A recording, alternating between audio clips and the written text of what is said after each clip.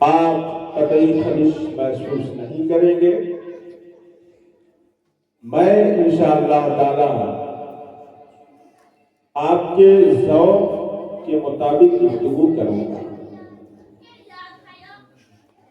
اللہ جل شانہ قرآن پاک میں ارشاد فرماتا ہے، بہت معروف آیت کریمہ ہے جس کا مطلب ہے کہ اللہ کے جو ولی ہوتے ہیں انہیں کسی چیز کی فکر دامنگیر نہیں ہوتی ہے۔ جو اللہ کے ولی ہوتے ہیں انہیں نہ دنیا میں کسی چیز کی فکر کا لاحق ہوتی ہے اور نہ ہی دنیا سے جانے کے بعد انہیں آخرت میں کوئی فکر لاحق ہوگی۔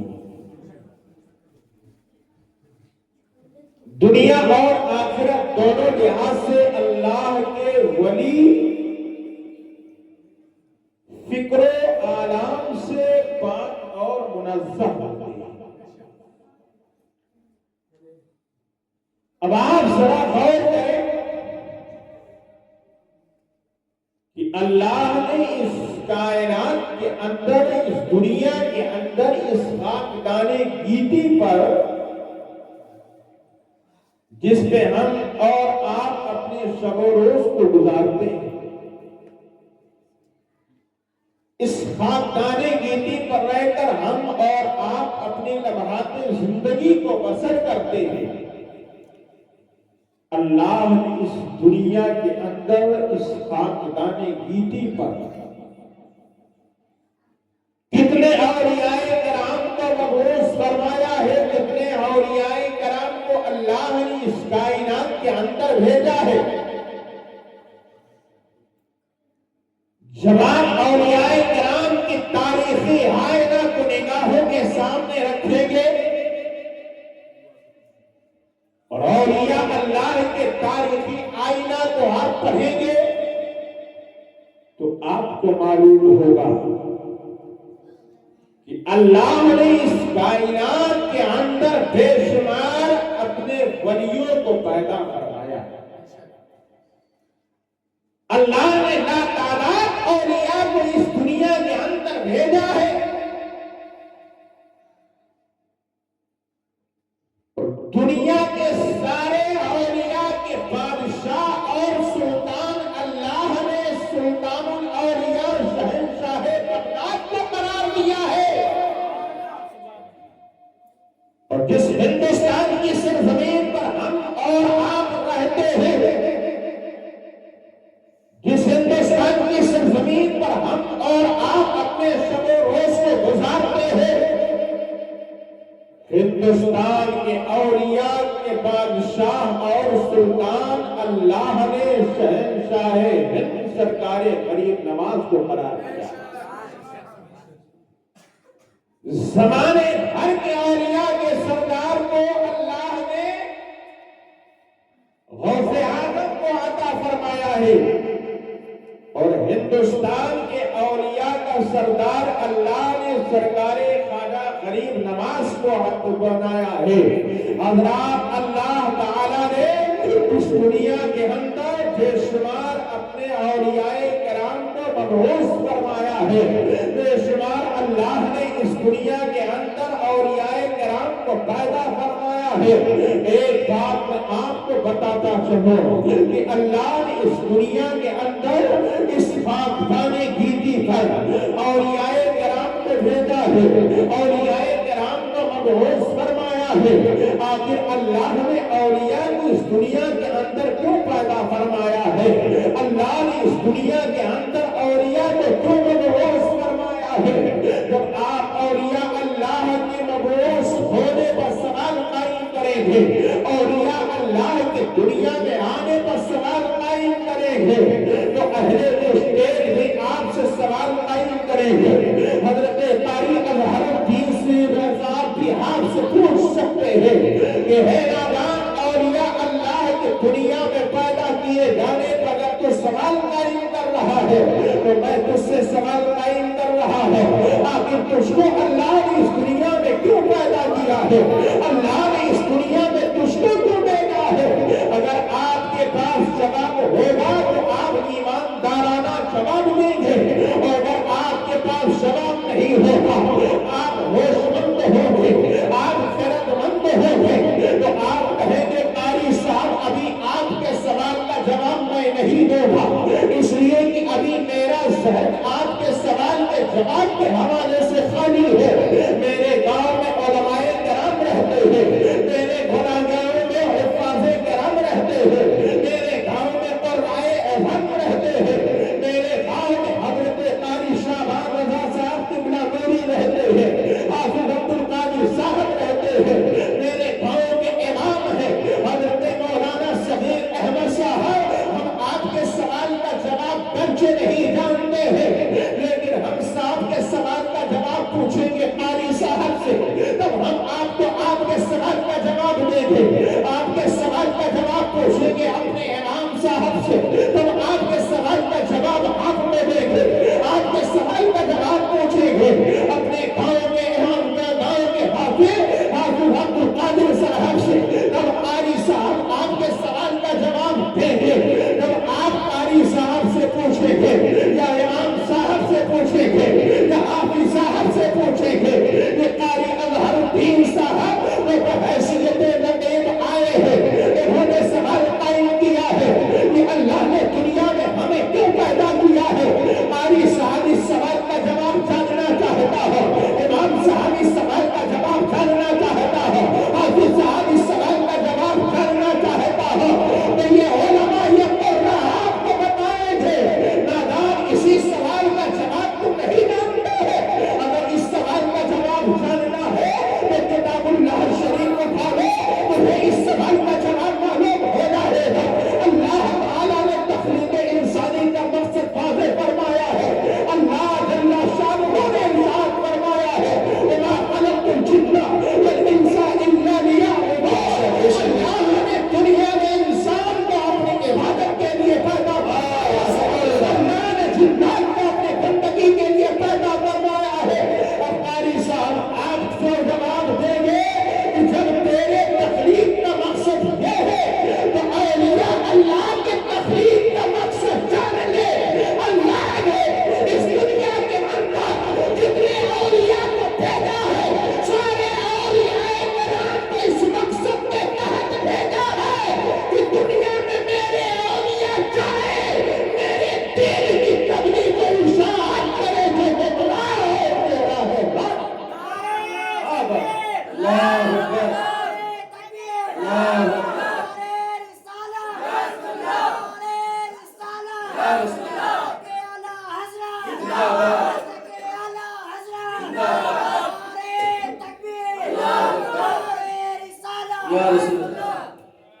بات سمجھ میں آئی اللہ نے اپنے اولیاء کو دنیا میں کیوں بھیجا؟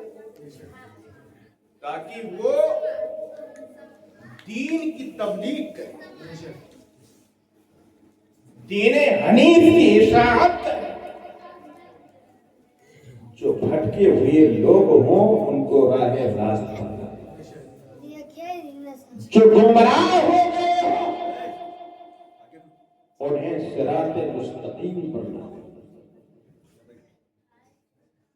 اللہ کا کوئی فعل ایسا نہیں ہے جو حکمت سے خالی ہو،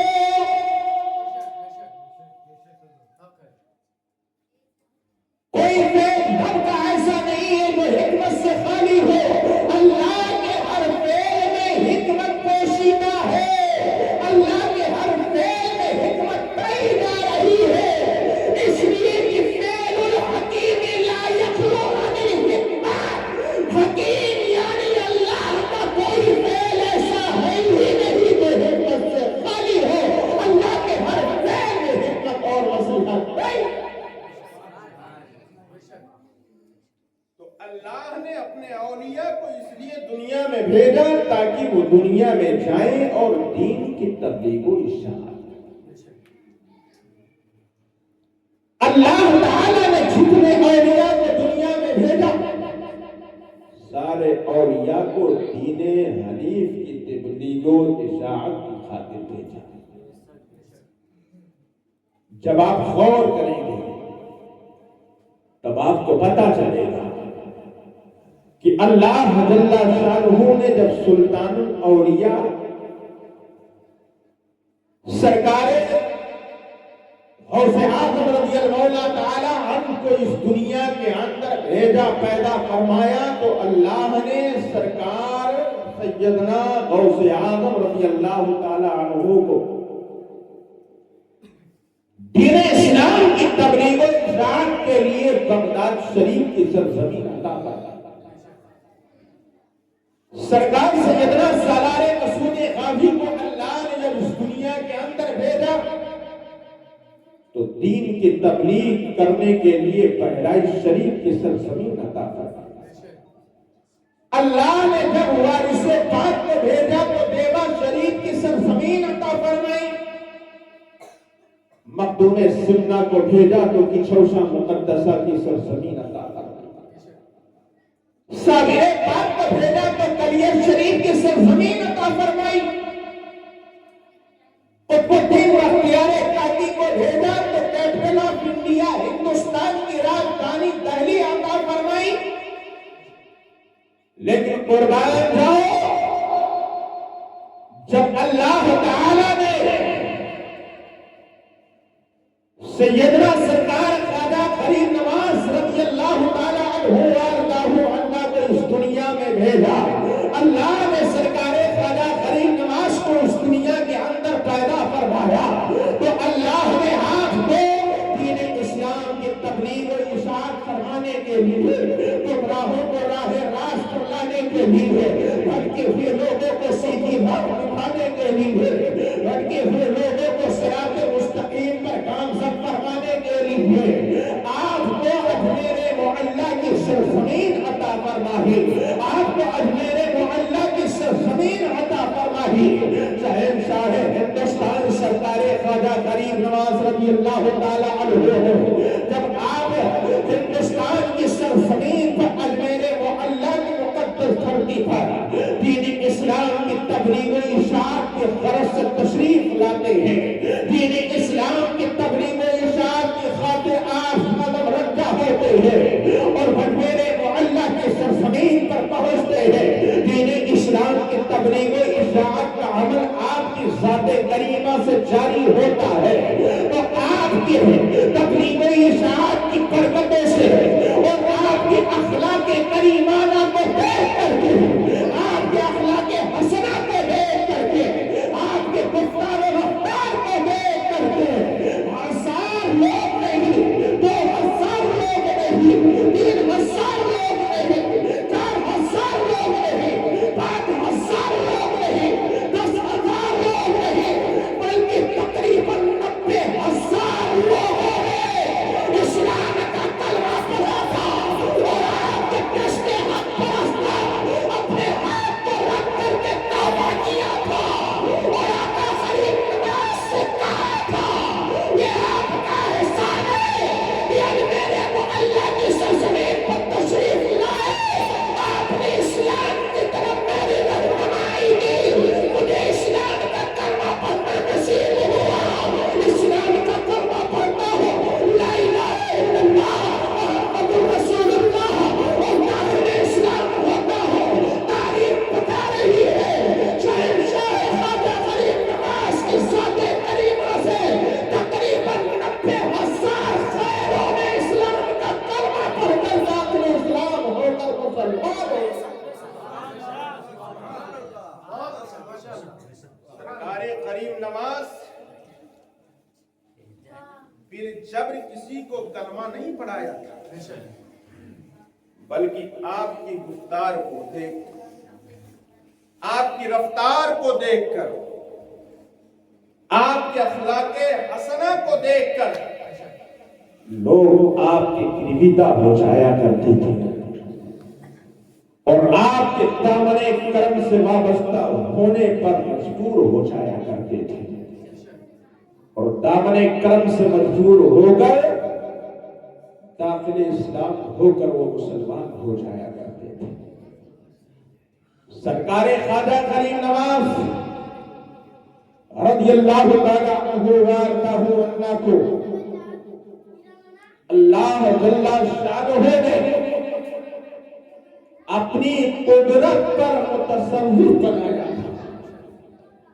یعنی سرکار خواجہ غریب نواز اللہ کی جانب سے تصرف و اختیار کا درجہ رکھتے تھے۔ یہ تصرف و اختیار ہی کا تو نتیجہ ہے کہ سرکار خواجہ غریب نواز رضی اللہ تعالی عنہ وارضہ کہ دربار لگی ہوئی ہے۔ سرکار غریب نواز کے دربار میں ایک صحیفہ خاتون حاضر ہوئی تھی اور عرض کیا تھا، اے پیارے خواجہ غریب نواز، حاکم وقت نے میرے لال کو تختہ تار پر لٹکا دیا ہے، پھانسی دے دیا ہے۔ میرے لڑکے کو پھانسی کے پھندے پر حاکم وقت نے لٹکا دیا ہے، میرے بیٹے کو قتل کر دیا ہے۔ حضور، وہ میرے دل کا چین تھا، میرے دل کا سرور تھا، میں اپنے اس شہزادے کو عالم اضطراب میں دیکھتی تھی، اس کے پیشانیوں کو چومتی تھی تو میری اضطرابی کیفیت ختم ہو جاتی تھی، میرے مشتعل دل کو قرار حاصل ہو جاتا تھا۔ اے غریب نواز، آپ کرم فرمائے، میرے بیٹے کی زندگی واپس آ جائے، نظر کرم فرما دے۔ سرکار خواجہ غریب نواز ہیں، آپ فرماتے ہیں تمہارے بیٹے کو حاکم وقت نے کیا بلا خطا سولی چڑھا دیا ہے؟ کیا بلا خطا تمہارے بیٹے کو حاکم وقت نے پھانسی کے پھندے پر لٹکا دیا ہے؟ بغیر قصور کے حاکم وقت نے تمہارے بیٹے کو قتل کر دیا ہے؟ ضعیفہ خاتون نے عرض کیا، حضور، میرے بیٹے کا کوئی قصور نہیں تھا، بلا قصور حاکم وقت نے میرے بیٹے کو قتل کر دیا ہے۔ میرے بیٹے کی کوئی خطا نہیں تھی، بلا خطا میرے بیٹے کو حاکم وقت نے تختہ تار پر لٹکا دیا ہے، پھانسی کے پھندے پر لٹکا دیا ہے۔ حضور کرم فرمائے، میرے بیٹے کی زندگی واپس آ جائے، میرے بیٹے کی زندگی واپس چلی ہے۔ سرکار خواجہ غریب نواز رضی اللہ تعالیٰ عنہ وارضہ ہے، دنیا کے اسرار پر آپ اس کے ساتھ چل پڑتے ہیں۔ جب آپ اس کے ساتھ چلتے ہیں، آپ کے ساتھ آپ کے مریدین کی جماعت بھی آپ کے ساتھ ہو جاتی ہے، آپ کے معتقدین کی جماعت بھی آپ کے ساتھ ہو جاتی ہے، آپ کے معتقدین کی جماعت بھی آپ کے ساتھ ہو جاتی ہے۔ سرکار خواجہ غریب نواز رضی اللہ تعالیٰ عنہ ہے، جب آپ اس کے مقتول بیٹے کے پاس پہنچتے ہیں تو کیا دیکھتے ہیں؟ اس کا بیٹا مقتول کی شکل میں لیٹا ہوا ہے۔ سرکار خواجہ غریب نواز رضی اللہ تعالیٰ عنہ وارضہ ہے، آپ اس ضعیفہ خاتون کے بیٹے کی طرف اشارہ کر کے ارشاد فرماتے ہیں، اے ضعیفہ خاتون کا شہزادہ، اے ضعیفہ خاتون کا بیٹا، اگر حاکم وقت نے تجھے بغیر قصور کے قتل کیا ہے، ان قتلنا بغیر تقصیر، ان قتلنا بغیر خطائر، فقل بإذن اللہ۔ اے ضعیفہ خاتون کا بیٹا، اگر تو بغیر خطا کے قتل کیا گیا ہے، بغیر خطا کے تجھے مارا گیا ہے، بغیر غلطی کے تجھے قتل کیا گیا ہے، تو اللہ کے حکم سے زندہ ہو کر کھڑے ہو جا۔ ادھر غریب نواز کا اشارہ کرنا تھا، غریب نواز کے شمال سے جملے نکلنا تھا، ادھر غریب نواز کے جملے کو سن کر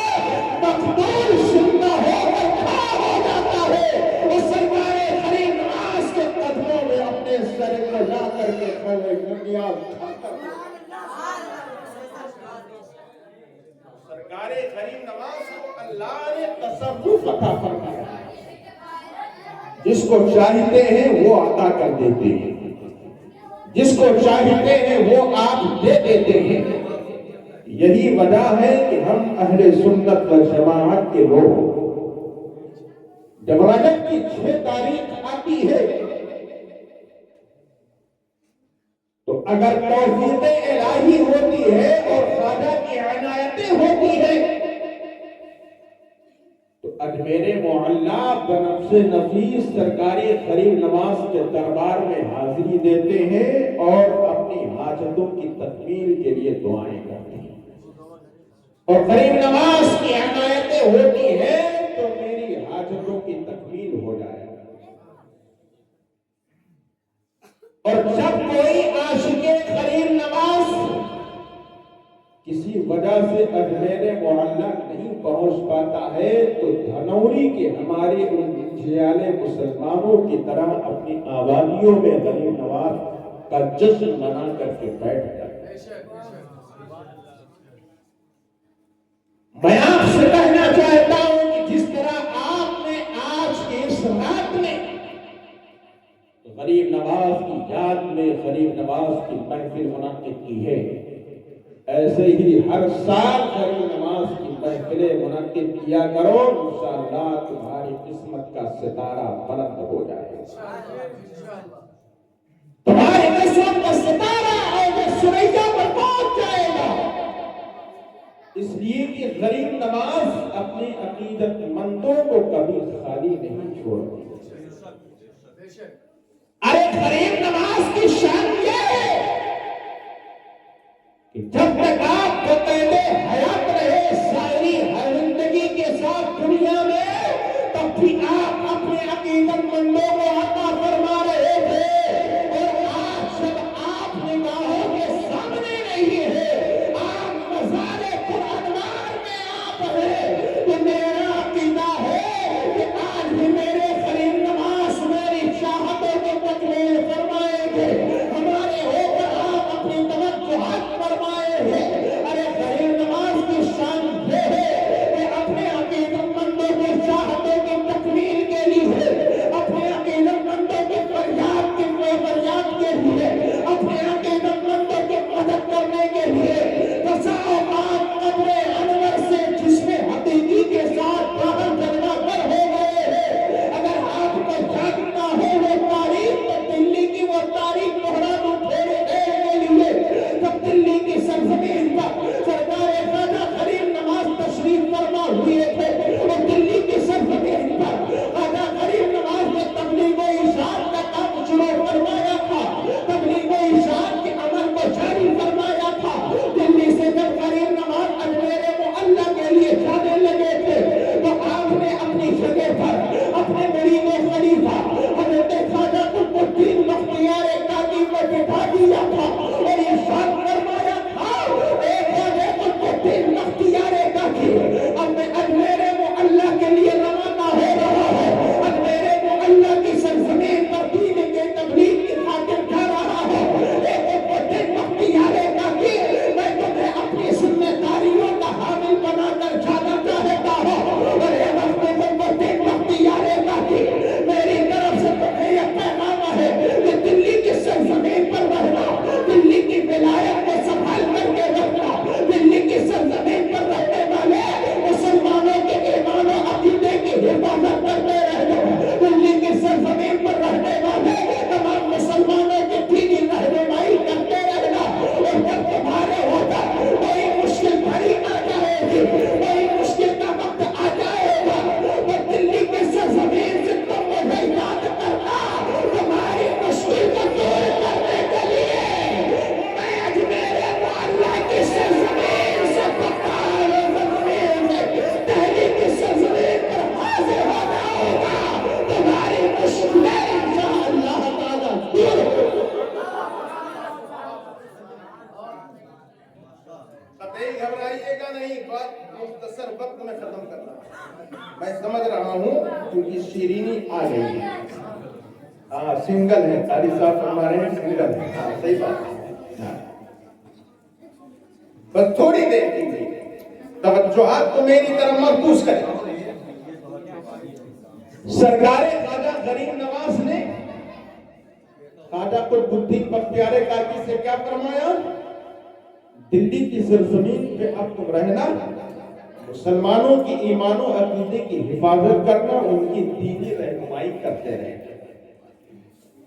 اور تمہارے سامنے کوئی مشکل گھڑی آئے گی مجھ کو یاد کرنا، اگر میں حیات ظاہری کے ساتھ اجمیر کی سرزمین پر رہا، وصال نہ کیا، تب بھی تمہاری مشکل کو دور کرنے کے لیے آؤں گا، اور وقت اجل آ گیا، وصال کر گیا، جب بھی تم مجھے یاد کرو گے تو قبر انور سے میں اٹھ کر کے تمہاری مدد کے لیے دلی تمہارے پاس حاضر ہوتا ہوں۔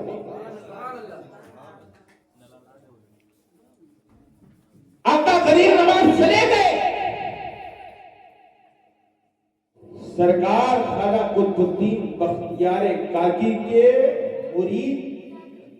دلی کے اس وقت کے بادشاہ شمس الدین التمش، کون تھے؟ سلطان شمس الدین التمش، دلی کے اس وقت کے بادشاہ۔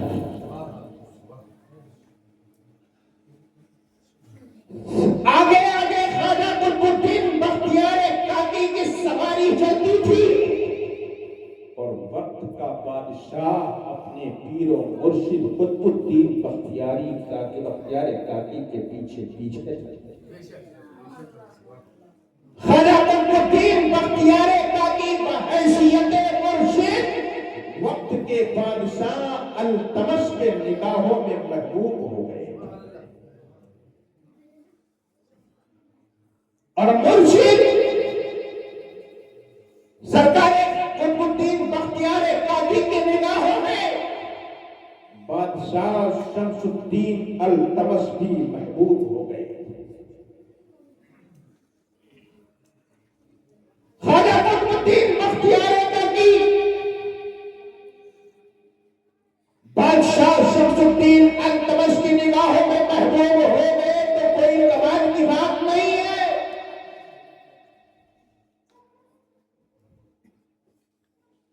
اس لیے کہ وہ اللہ کے محبوب ہو گئے تھے، اور رسول پاک علیہ السلام کا فرمان ہے کہ جو اللہ کا محبوب ہو جاتا ہے وہ ساری دنیا کی نگاہوں میں محبوب ہو جاتا ہے۔ بادشاہ شمس الدین التمش کے نزدیک حضرت خواجہ قطب الدین بختیار کاکی کی وہ عظمت، وہ رفعت، وہ بلندی، وہ اہمیت تھی کہ جب بادشاہ کا دربار دلی کی سرزمین پر لگتا تھا، ایک تخت بادشاہ شمس الدین التمش کے لیے لگتا تھا تو دوسری طرف بغل میں بادشاہ شمس الدین التمش کے ایک تخت خواجہ قطب الدین بختیار کاکی کے لیے لگا کرتا تھا، اور جب کوئی اہم مقدمہ بادشاہ کے دربار میں پیش ہوتا تھا تو اس کا فیصلہ کرنے میں بادشاہ التمش خواجہ قطب الدین بختیار کاکی کا فیصلہ لیا کرتے تھے، ان سے مشورہ لیا کرتے تھے، ان کی رائے لیا کرتے تھے۔ بادشاہ کی نگاہوں میں، بادشاہ کے دربار میں خواجہ قطب الدین بختیار کاکی محبوب ترین ہو گئے تھے، آپ جو ہے محبوب ہو چکے تھے۔ بادشاہ کے دربار میں جو درباری تھی ان درباریوں میں سے چند دنیا دار درباری بھی تھے، ان دنیا دار درباریوں نے جب دیکھا کہ خواجہ قطب الدین بختیار کاکی کا مقام اور مرتبہ، ان کی اہمیت بادشاہ کے نزدیک ہم لوگوں سے کہیں زیادہ ہو گئی ہے، ہم لوگوں سے کہیں زیادہ انہیں اہمیت حاصل ہو گئی ہے، تو اعلان ایک ایسی سازش رچی ہے جس کی بنیاد خواجہ قطب الدین بختیار کاکی کی اہمیت بادشاہ کی نگاہ میں گھٹ جائے، بادشاہ کی نگاہ میں ان کا مقام اور مرتبہ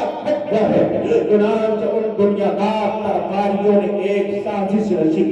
एक प्लान बनाया कि एक हामिला औरत को किराए पर तैयार किया जाए और उससे इस बात का इकरार करवाया जाए कि जब बादशाह अल्तमश का दरबार लगे तो खड़े दरबार में जाकर बादशाह के सामने खड़ी हो जाए और इस बात का इकरार करे कि ओ बादशाह, मेरे पेट में जो बच्चा पल रहा है वो बच्चा किसी और का नहीं है, तुम्हारे बगल बैठे हुए तुम्हारे पीर और मुर्शिद कुतुबुद्दीन बख्तियारी के ज़िना का नतीजा है। तुम्हारे पीर और मुर्शिद कुतुबुद्दीन बख्तियारी काजी की हरकतें कबीहा के नतीजा है। जो मेरे पेट में बच्चा पल रहा है वो किसी और का नहीं है, वो कुतुबुद्दीन बख्तियारी काजी का है। सुबह का वक्त होता है, बादशाह का दरबार लगता है, बादशाह के दरबार में कसीर तादाद में फरियादी अपनी फरियादें लेकर के हाजिर होते हुए उसी भरे दरबार में वो फाहिशा औरत जिसे किराए पर फूटे पैसे दे करके तैयार किया गया था, लालच भोर दरबारियों ने तैयार किया था, दुनियादार दरबारियों ने साजिश तैयार किया था, वो फाहिशा औरत भरे दरबार में बादशाह शमसुद्दीन के सामने आकर खड़ी हो जाती है। बादशाह के सामने प्यारे सामने आपके बगल में तख्त लगा हुआ है, उस तख्त पर हजरत ख्वाजा कुतुबुद्दीन बख्तियारी काजी बैठी हुई है। ख्वाजा कुतुबुद्दीन बख्तियारी काजी जलवा अफरोज है। उसी भरे दरबार में फाहिशा औरत पहुंचती है और कहती है, बादशाह सलामत, मैं आपसे कुछ फरियाद लेकर के आई हूँ, मेरी फरियाद को सुनी है, कुछ गुजारिशात लेकर के आई हो, मेरी गुजारिशात पर तवज्जो की है, कुछ बातें बादशाह मैं कहना चाहती हूँ, मेरी बातों को तवज्जो के बाद सुनी जाए। बादशाह अल्तमश ने कहा, खातून तुम्हें जो कुछ कहना है मेरी तरफ से इजाजत है, अपनी बात तुम्हें कहना है, जो कुछ तुम्हें कहना है अपनी बात कहना है, तुम्हारी बात सुनी जाएगी और तुम्हारी बात को अमली जामा भी पहनाया जाएगा। फाहिशा औरत ने कहा, बादशाह सलामत, मेरे पेट में जो बच्चा पल रहा है, मेरे पेट में जो बच्चा पल रहा है किसी और का बच्चा नहीं है, वो बच्चा तुम्हारे पीर तुम्हारे मुर्शिद कुतुबुद्दीन बख्तियारी काजी का है, तुम्हारे पीर कुतुबुद्दीन बख्तियारी काजी के ज़िना का नतीजा है। जो मेरे पेट में बच्चा पल रहा है ख्वाजा कुतुबुद्दीन बख्तियारी काजी पर वो फाहिशा औरत इल्जाम लगाती है, बहतान डालती है, फाहिशा औरत जब इस बात का दावा करती है तो बादशाह सलामत बादशाह अल्तमश कहते हैं, आखिर ये कैसी आवाज है जो मेरे निकानों से टकराई रही है, ये कैसी आवाज है जो मेरे कानों से टकरा रही है, ये कौन सी आवाज है जो मेरी तोड़े समाज से टकरा रही है। हजरात, आप जरा खौफ है कि आज का अगर मुरीद होता अपने पीर के ताल्लुक से किसी फाहिशा औरत के जरिए से इस तरह का कलाम सुनता तो मुमकिन है वो अपने पीर की बैयत को तोड़ देता, मुमकिन है कि अपने पीर से बरगश्ता हो जाता, अपने पीर से इरादत को तोड़ देता, अपने पीर से राह इन्हिराफ इख्तियार कर लेता, अपने पीर से वो मुरीद मुनहरिफ हो जाता। लेकिन वो हाश के मुरीद नहीं थे और हाश के दौर के जैसे मुरीद थे। वो मुरीद कौन था? वो बादशाह शमसुद्दीन अल्तमश था। बादशाह शमसुद्दीन अल्तमश का अकीदा है, बादशाह शमसुद्दीन का कतई यकीन था कि मेरे पीर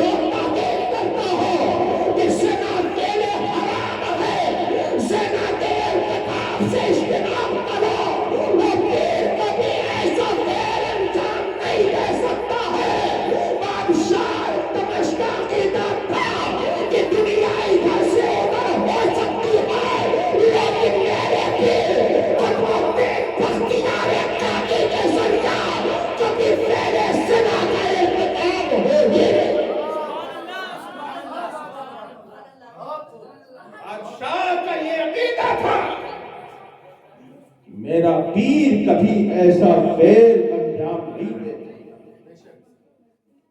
بادشاہ نے کہا خاتون جو دعویٰ تم پیش کر رہی ہو کیا اپنے مدعا فعل زنا کو ثابت کرنے کے لیے 4 گواہ پیش کر سکتی ہو؟ 4 گواہ پیش کر سکتی ہو؟ اب سوال پیدا ہوتا ہے آخر بادشاہ کی طرف سے 4 گواہ پیش کرنے کی بات کیوں کہی گئی؟ جبکہ ہر معاملات میں ہر امور میں گواہ اپنی مدعا کو ثابت کرنے کے لیے مدعی فقط 2 گواہ پیش کرتا ہے، 2 گواہ پیش کرتا ہے۔ یہ رومال میرا ہے، قاری صاحب کے جسم پر جو صدری ہے یہ صدری قاری صاحب کی ہے۔ حاضرین میں سے کسی نے دعویٰ کر دیا قاری صاحب کے جسم پر جو میرے جو صدری ہے وہ صدری قاری صاحب کے نہیں ہے، وہ صدری میری ہے۔ دعویٰ کیا گیا قاری صاحب کے جسم پر جو صدری ہے وہ قاری صاحب کی نہیں ہے، میری ہے۔ اب مدعا جو صدری ہے، ایک ہوتا ہے مدعی، ایک ہوتا ہے مدعا علیہ، ایک ہوتا ہے مدعا۔ مدعی کہتے ہیں دعویٰ کرنے والے کو، مدعا کہتے ہیں جس چیز کی دعویٰ کیا جائے۔ جیسے صدری کی دعویٰ کیا گیا کسی کی طرف سے تو اب یہ صدری جو چیز ہے یہ ہو گئی ہے مدعا، اور جس سے دعویٰ کیا جائے اسے کہتے ہیں مدعا علیہ۔ تو اب قاری صاحب ہو گئے مدعا علیہ، قاری صاحب کی صدری ہو گئی مدعا، اور دعویٰ کرنے والا ہو گیا مدعی۔ تو اب مدعی نے کسی چیز کا دعویٰ کیا، اس سے کہا جائے گا اپنے مدعا کو ثابت کرنے کے لیے تمہارے اوپر لازم ہے کہ تم 2 گواہ ثابت کرو، پیش کرو۔ اگر 2 گواہ وہ پیش کر دے رہا ہے تو گواہوں کی شہادت کی روشنی میں مدعا علیہ اس شخص کا ہو جائے گا۔ لیکن یہاں معاملہ تھوڑا دل اضافہ ہے۔ فاحشہ عورت سے کہا گیا اگر فعل زنا کو ثابت کرنا ہے تو تمہارے اوپر لازم ہے کہ 4 گواہ پیش کرو۔ تو آپ کو ہم بتائیں کہ دیگر معاملات میں دعویٰ کرنے پر مدعی کو فقط 2 ہی گواہ پیش کرنا ہوتا ہے، لیکن فعل زنا ایک ایسا فعل ہے کہ جس کو ثابت کرنے کے لیے 2 گواہ سے کام نہیں چلے گا۔ اگر فعل زنا کو کسی کو ثابت کرنا ہے تو اسے 4 گواہوں کی ضرورت پیش آئے گی۔ اسی لیے فاحشہ عورت سے کہا گیا 2 گواہ سے کام نہیں چلے گا، فعل زنا کو ثابت کرنا ہے تو تمہیں 4 گواہوں کو پیش کرنا لازم و ضروری۔ کیونکہ جس طرح فاحشہ عورت کو کرائے پر دنیا دار درباریوں نے تیار کر لیا تھا، کرائے پر 4 گواہوں کو بھی تیار کر لیا گیا تھا۔ فاحشہ عورت نے کہا ہاں میں 4 گواہ بھی پیش کر سکتی ہوں، 4 گواہ پیش کر دیے۔ بادشاہ نے کہا یہ میں کیا دیکھ رہا ہوں، فعل زنا کو ثابت کرنے کے لیے عورت نے 4 گواہوں کو بھی پیش کر دیا ہے۔ خواجہ قطب الدین بختیار کاکی ہیں، شرمسار ہیں، وقت حیرت ہے کہ جو خاتون مجھ پر زنا کا الزام عائد کر رہی ہے 4 گواہوں کو بھی پیش کر دیا ہے، اور فعل زنا کو ثابت کرنے کے لیے 4 گواہ کافی ہوتے ہیں۔ سرکار خواجہ قطب الدین بختیار کاکی کو اس دور کی اس وقت کی بات یاد آ جاتی ہے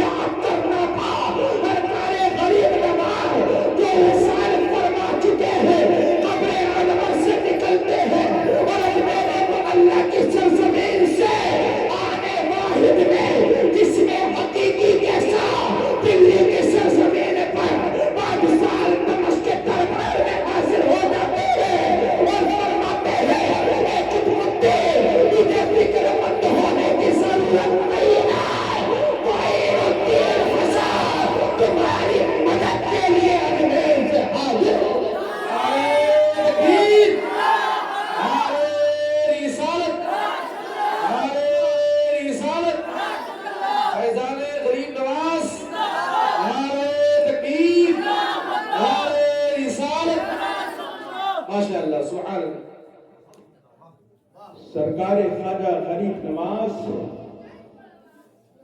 ایک لمحے کے اندر اجمیر معلیٰ کی سرزمین سے دلی کی سرزمین پر حاضر ہوئے۔ آپ نے فرمایا قطب الدین بختیار کاکی تمہیں فکر مند ہونے کی ضرورت نہیں ہے۔ خواجہ قطب الدین بختیار کاکی نے سارا ماجرا بیان فرمایا۔ سرکار غریب نواز نے فائشہ خاتون کی طرف متوجہ ہوئی اور آپ نے استفسار فرمایا، اے خاتون کیا واقعی اپنے دعویٰ میں تو صحیح ہے؟ کیا جو تو بات کہہ رہی ہے اپنی بات میں سچ پر ہے؟ اے خاتون اللہ سے ڈر، اے خاتون جھوٹ بولنے سے اجتناب کر، سچ بول، لأن الصدق لأن النجاة فی الصدق، اس لیے کہ سچ بولنے میں نجات ہے، سچ بولنے میں بھلائی ہے، سچ بولنے میں خیر ہے، سچ بولنے ہی میں عافیت ہے،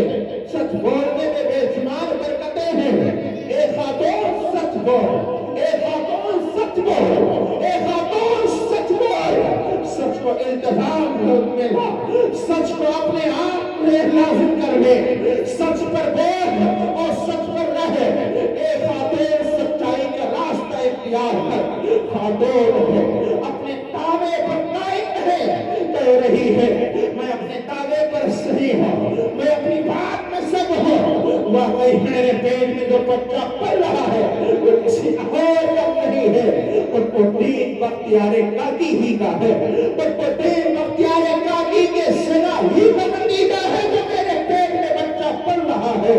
جب عائشہ خاتون اپنے بیان کو پلٹتی نہیں ہے، اپنے بیان سے پاس نہیں آتی ہے، جھوٹ بولنے کے بجائے سچ بولنے کے بجائے جھوٹ بولتی چلی جا رہی ہے، تو سرکار غریب نواز ہے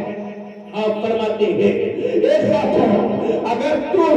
سچ نہیں بولتی ہے تو میں تیرے پیٹ میں پلنے والے بچے ہی سے سچ کھلوا لیتا ہوں، تیرے پیٹ میں جو بچہ پل رہا ہے اسی سے کلام کر لیتا ہوں، تیرے پیٹ میں جو بچہ وہ ہے وہ جو کہے گا وہی بات سچی مانی جائے گی۔ پیٹ کی طرف اشارہ کر کے سرکار خواجہ غریب نواز نے پوچھا، اے خاتون کے پیٹ میں پلنے والا بچہ تو ہی بتا دے تیرا حقیقی باپ کون ہے؟ اے خاتون کے پیٹ میں پلنے والا بچہ تو ہی بتا دے تیرا حقیقی باپ کون ہے، تیرا حقیقی باپ کون شخص ہے، تو ہی بتا دے اپنے باپ کے بارے میں۔ سرکار خواجہ غریب نواز کا اتنا کہنا تھا، فائشہ خاتون کے پیٹ میں پلنے والا بچہ جسے اللہ قوت نطق عطا فرما دیا ہے، بولنے کی صلاحیت عطا فرما دی ہے، بولنے کی طاقت عطا فرما دی ہے، پیٹ میں پلنے والے بچے نے آواز کے ساتھ کہا میری ماں جھوٹ بول رہی ہے،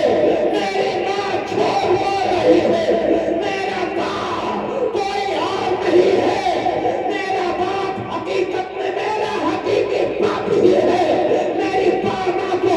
پیسہ دے کر دنیا دار درباریوں نے تیار کیا ہے، سازشوں اسے تیار کیا ہے کہ وہ پیٹ میں پلنے والے بچے کی نسبت قطب الدین بختیار کاکی کی طرف کرے۔